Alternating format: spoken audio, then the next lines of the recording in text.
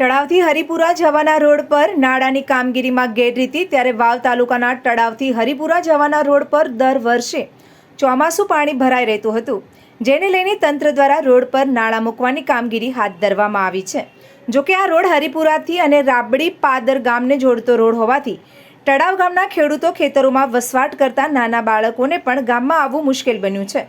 જોકે આ નાળાની કામગીરીમાં રોડ બ્લોક થઈ ગયો છે અને કોન્ટ્રાક્ટર અને અધિકારી દ્વારા આ રોડ પર ડાયવર્ઝન મૂકવામાં આવ્યું નથી, જેને લઈને તંત્ર દ્વારા તાત્કાલિક ધોરણે ડાયવર્ઝન મૂકવામાં આવે તેવી માંગ કરી છે। સ્થાનિક લોકોએ આ રોડ ઉપર જે નાળા બનાવવાની કામગીરી હાથ ધરવામાં આવી છે તેમાં એકદમ હલકી કક્ષાનું મટીરિયલ વાપરવામાં આવી રહ્યું છે તેવું જણાવ્યું છે।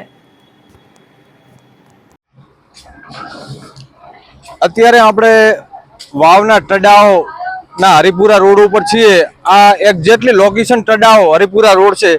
અહીંયા નાળાનું કામ ચાલી રહ્યું છે, સ્ટ્રક્ચરનું કામ ચાલે છે। અહીંયા ડાયવર્ઝન નથી આલ્યું। અહીંયા સામે બે ગામ આવે છે, આખા તળાવની મોટી સીમ આવેલી છે। લોકોને ચાલવામાં એટલી બધી તકલીફ પડી રહી છે। કામ તો બિલકુલ ખરાબ અને હલકી ગુણવત્તાનું છે। સાથે સાથે તંત્ર એટલું બધું મળેલું છે કે આ લોકોએ ડાયવર્ઝન નથી આપ્યું રોડ ઉપર। એક બાજુ ડાયવર્ઝન તો આપવું પડે ને, કમસે કમ લોકોને નીકળવું હોય, કોઈ સાધન હોય, એમરજન્સી હોય, કોઈ ડિલિવરી કેસો આવી પરિસ્થિતિ હોય તો શું સાબિત કરવા આ લોકો મોગે છે। એટલે આ પરિસ્થિતિ બહુ ભયાનક છે।